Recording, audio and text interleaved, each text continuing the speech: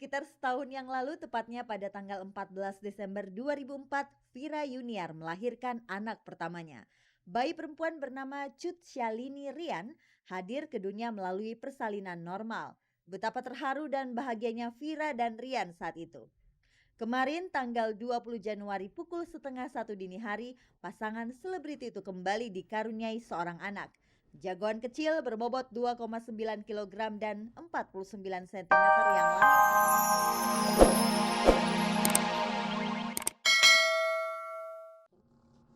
hanya itu. Jadi kalau banyak kok teman-teman dari wartawan yang kebetulan memang juga lupa siapa yang pada saat itu datang dan melihat prosesi itu, tidak ada sedikit pun si Ki Ageng Bogowonto itu memasukkan sesuatu dalam artian benda ya ke dalam wajah Meme. Kebetulan begini juga, dia bilang waktu itu dia bisa menyembuhkan sakit, katanya alternatif melalui penyaluran energi tanpa ada unsur mistik atau tidak.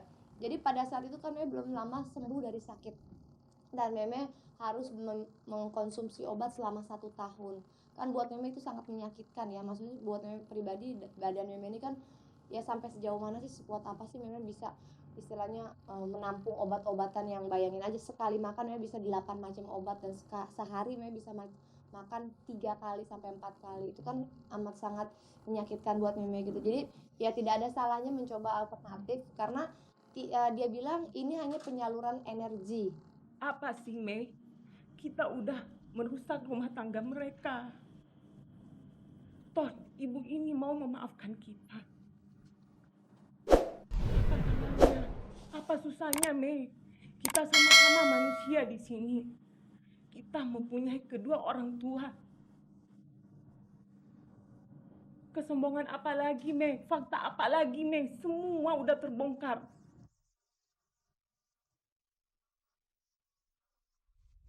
Pemirsa, sebagai model yang pernah difoto seronok, kira-kira apa pendapat Luna Maya seputar pro dan kontra majalah Playboy yang akan terbit bulan Maret mendatang? Luna kelihatan sedikit emosi dan keberatan untuk menjawab pertanyaan kami soal kabar dirinya sebagai humas majalah tersebut. Berbeda sekali dengan pasangan Tengku Rian dan Vira Yuniar yang baru saja dianugerahi anak kedua. Pasangan yang sedang berbahagia itu dengan sumringah menjawab pertanyaan kami seputar anak kedua mereka yang berjenis kelamin laki-laki. Ini dia.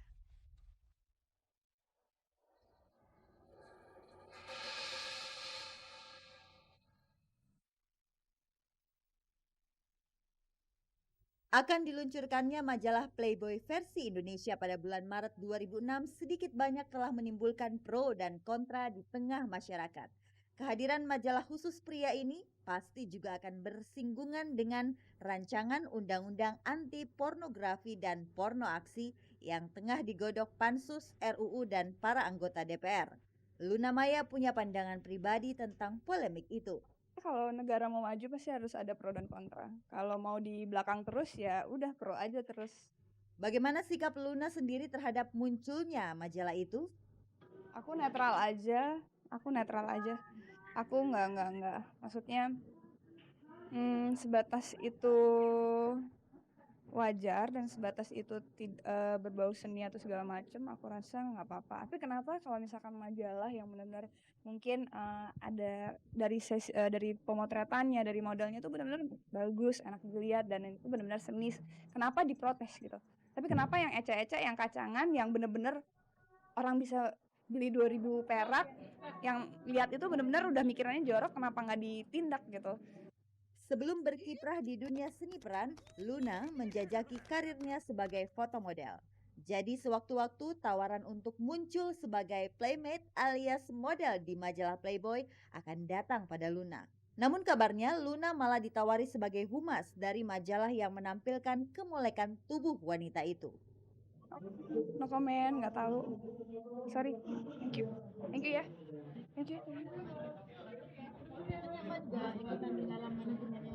Nggak tahu.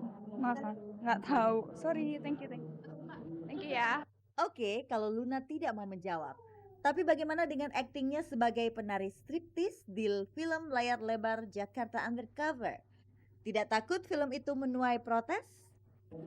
Filmnya aja belum keluar sayang, jadi nonton dulu baru ngomong. Kadang-kadang di Indonesia suka gitu sih, segala sesuatu pro kontra, padahal belum lihat hasilnya, belum tahu apa-apa, udah diomongin gitu. Lihat dulu baru boleh komen gitu. Ketika ditanya kembali soal keterlibatan Luna sebagai humas majalah Playboy, Luna tetap kekeh tidak mau berkomentar. Mbak, saya kan udah nggak mau wawancara, tolong hargai privasi. Sekitar setahun yang lalu, tepatnya pada tanggal 14 Desember 2004, Vira Yuniar melahirkan anak pertamanya. Bayi perempuan bernama Cut Syalini Rian hadir ke dunia melalui persalinan normal. Betapa terharu dan bahagianya Vira dan Rian saat itu. Kemarin tanggal 20 Januari pukul 12:30 dini hari, pasangan selebriti itu kembali dikaruniai seorang anak. Jagoan kecil berbobot 2,9 kg dan 49 cm yang lahir secara normal di Rumah Sakit Medistra Gatot Subroto ini kiranya diberi nama siapa ya? Ya, masalah nama tentunya kita udah siapin, tapi ada hal yang kita harus akui bahwa nama anak laki itu lebih sulit daripada nama anak perempuan. Tapi kita udah coba listing, sampai itu moodnya sampai 8 bulan. Udah menjelang 89 tuh lupa atau nama-nama anak. Nah prosesnya tiba-tiba kan bocor ketuban. Nah, bocor ketuban kesini, jadi wah ini anak siapa nama sampai sekarang belum dipikirin siapa persisnya, tapi calonnya sudah ada. Jadi sekarang namanya Teku Syanananarian.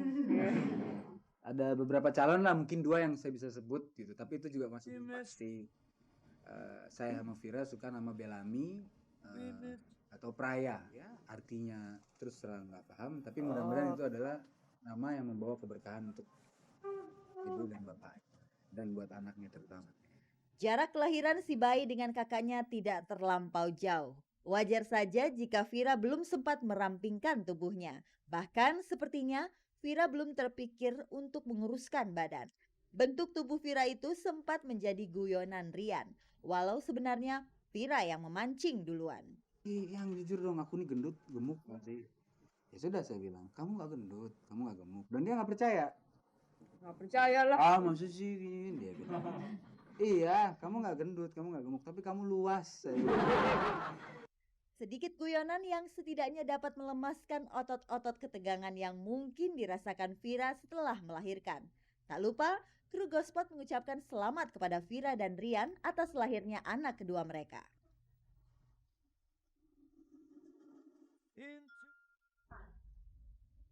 Banyak yang baru di ajang pencari bakat Indonesian Idol ketiga, tapi ada juga muka-muka lama yang tidak boleh bergeser dari singgasananya. Pemirsa, ajang Indonesian Idol ketiga sudah ancang-ancang mau digelar kembali. Pada jajaran Dewan Juri, Titi DJ dan Indra Lesmana belum turun tahta.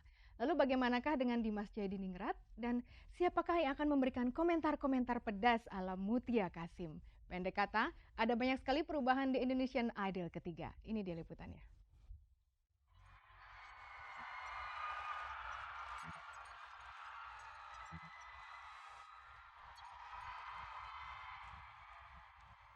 Histeria semacam ini hanya akan Anda saksikan di ajang Indonesian Idol. Bicara soal itu, ajang bergengsi Indonesian Idol 3 sebentar lagi akan digelar.